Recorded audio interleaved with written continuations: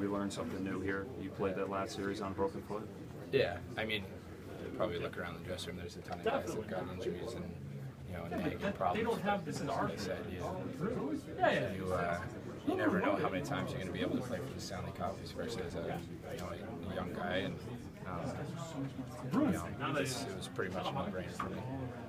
So you knew it was broken right away, but you just kept on playing? Yeah, well, again, there's lots of guys here that have nagging injuries and got problems, and like I said, it was a no-brainer. There's not a chance. I said to my mom and dad that I'd rather cut my foot off than be taken out of the lineup. So it's that's just kind of how I think everyone on this team is, and we'll kind of deal with it now.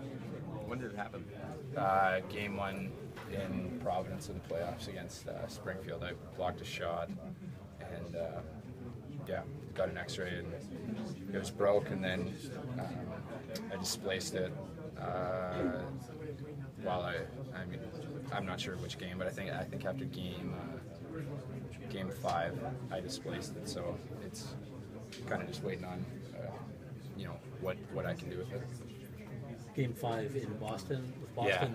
Yeah. Okay. So it's not ideal, but again, that's just kind of how we're wired, and like I said, I'd rather cut my foot off than be taken out of the lineup.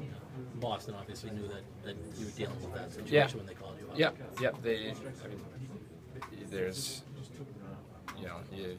you look around the dressing room and you see guys are banged up and guys are hurt and they got broken bones, but again, that's just you got to deal with it, and you never really know when you're gonna have another opportunity to play for the Stanley Cup.